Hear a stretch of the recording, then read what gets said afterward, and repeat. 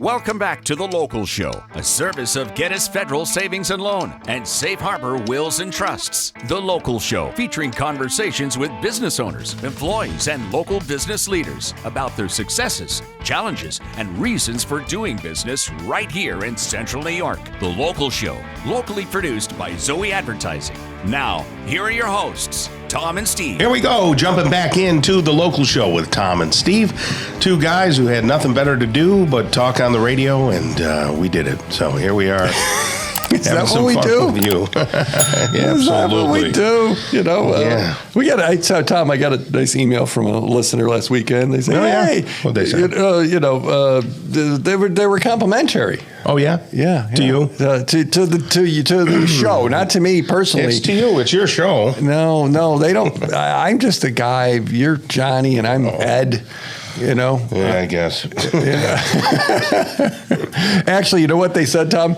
In the email, it was clever. What'd they say? They said, maybe we should change the name to The Loco Show.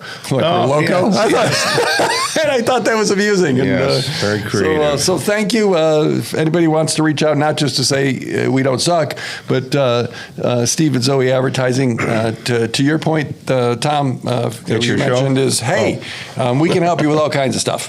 And, that, yes. And it's the Local Show with Tom and Steve. So, hey, look, Tom, there's somebody here. Neal Carr is here with us, Vice President of Prime Heating and Air. How are you there, Neal? Doing well, fellas. Eeyore, how are you today? Oh, we're hanging right in there. So, primeheatandair.com if you want to keep up with things, ladies and gentlemen. Primeheatandair.com. Lots changing throughout the weather, of course, and technologies and stuff like that. What's the big thing that you guys are doing the most of at this time of year? Yeah, the 85 days are over for the year, I think. Yeah. We had that last week. We're all done. Thanks for the encouragement. I think those are over for a little breath while. Of fresh air. Yeah. I mean, there's a lot of different things. Heat pumps obviously are the big thing on everybody's radar with, everything. The name's misleading. Heat pump. Yeah. Explain how it works. Like jumbo shrimp. Right. Try to explain that to somebody that wasn't born here. Right. Yeah. What's that contraption made out of? How does it work? Yeah, it produces heat and also does air conditioning. So basically it just reverses the flow of refrigerant. So in one mode, it's bringing the heat into it, and in the other mode, it's pulling the heat out and replacing it. And is it one of those units that has to be like you see it?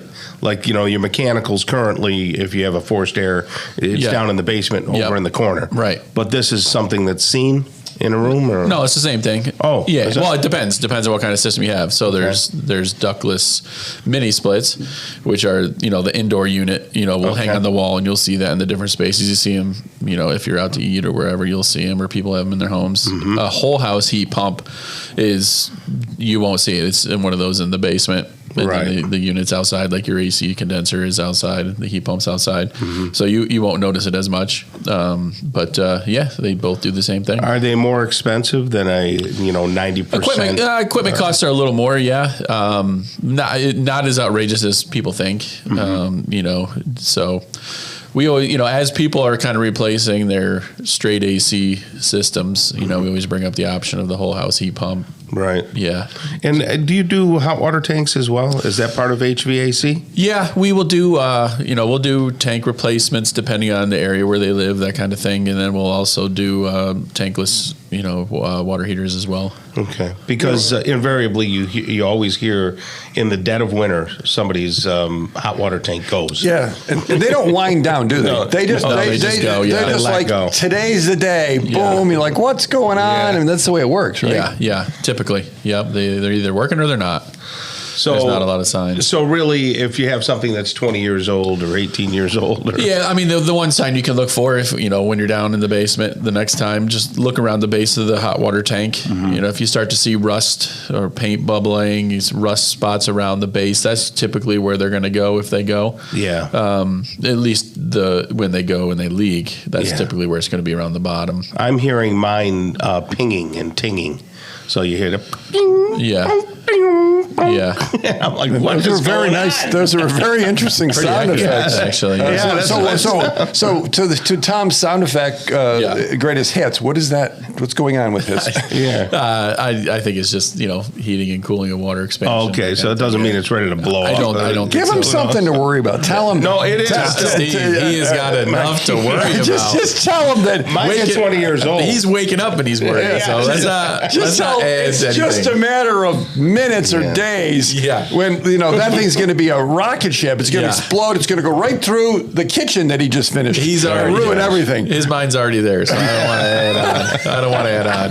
I haven't even finished. We don't even have blinds on the windows. Yeah, Nothing. but I mean, if your tank is, if it's getting to that age, it's definitely, it's not a bad idea to look at. Yeah. And you don't maintain a water heater. It is a. There's not a lot. Yeah. I mean, you can drain them and try to get if there's calcium buildup at the bottom and stuff, try to flush that out as much as you can. Does anybody do that? No. Not usually. Yeah, not Just usually. get another one for the cost of it and Right. everything like that. Right. Yeah, exactly. So we're changing filters, right? That's important. Got to keep changing the filters.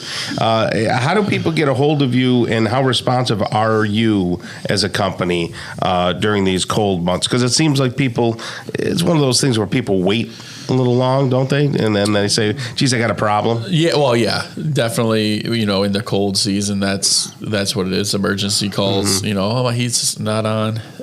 We try our very best to get to people same day or within 24 hours. Yeah. That's our goal. Depending on the temperature and situation. I mean, we can be there.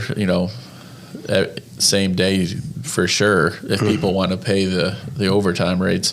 Some people be like, I can wait till tomorrow type thing. Right, especially this. It's not February. Right. So yeah, it's just be patient. I mean, obviously we want to get to everybody. That's our goal, and we know that when he goes off, it's. So right now, if they it's a feeling. If they people don't want experience. that to happen, and things are maybe making noises unlike Tom's noises, but other noises, or maybe they're making no noise at all. Yeah. You guys can go out and go, okay, this looks like it's good to go. This isn't good to go. Yeah. By the way, change your filter. Those kind. Yeah. I mean, we do maintenance on heating systems. So that's if you haven't had that done or it's been a little while, that's definitely having that done helps reduce those emergency calls for sure. We can catch things ahead of time, that kind of thing. People love you guys online. Did you write all those nice reviews yourself or what? I pay people. Yeah.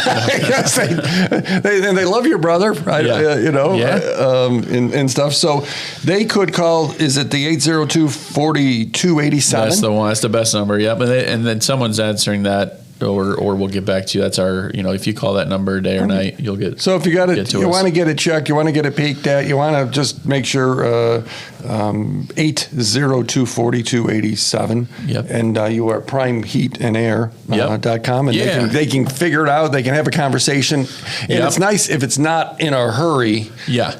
Because it's easier. It costs a little less. It's not, you don't have to go there at 3 a.m. and exactly. If people are, a little proactive, or if they think, like your case, like, I know my furnace is 20, 25 years old. Right. It's running great right now. But if let's schedule a maintenance, we'll come out, we'll kind of go through it and everything is running well, let's keep going. Or, these couple of things aren't maybe, the amperage isn't where it's supposed to be. Sure. A little low. So let's change that out so it doesn't fail in the middle of the night. Yeah, I'd like to have you guys come over and do that kind of a fall checkup, if you will. That's basically what it is. Pre-winter. Yep. Yeah, you catch a lot of things ahead of time, and then you don't have those emergency visits. Yeah, that's good.